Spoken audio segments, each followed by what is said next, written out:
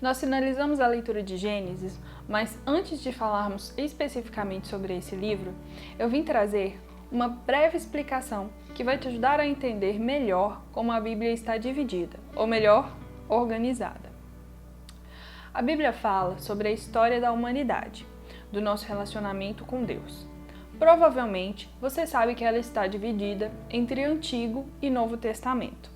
No Antigo Testamento, nós temos o início da criação do mundo, a queda do homem pelo pecado, a promessa de salvação, os primeiros homens, a lei e da promessa da vinda de Cristo se tornando cada vez mais próxima. No Novo Testamento, nós temos a chegada de Cristo, sua crucificação e ressurreição, as primeiras igrejas e da segunda vinda de Cristo no fim dos tempos. Porém, cada um desses dois grandes blocos ainda se organiza de uma outra maneira, e é sobre isso que vamos falar hoje. No Antigo Testamento, nós temos o Pentateuco, que são os 5 primeiros livros escritos por Moisés, também chamados de Torá. Livros históricos que contam a história de Israel e vão de Josué a Esther. Livros poéticos que são escritos em forma de cântico ou literatura poética e vão de Jó a Cantares.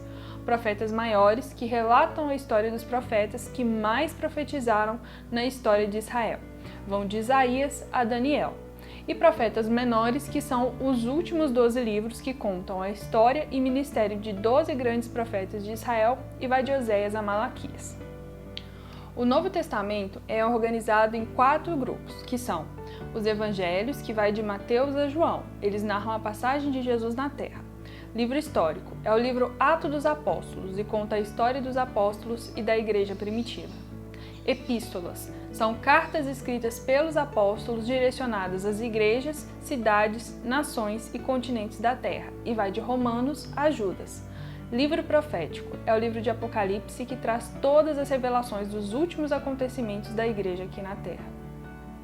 A título de curiosidade, nem sempre o Antigo Testamento foi organizado dessa forma. Como podemos perceber em Lucas 24:44, quando Jesus diz: "Foi isso que eu lhes falei enquanto ainda estava com vocês. Era necessário que se cumprisse tudo o que a meu respeito estava escrito na lei de Moisés, nos profetas e nos salmos." Ou seja, ele era dividido em lei de Moisés, profetas e salmos.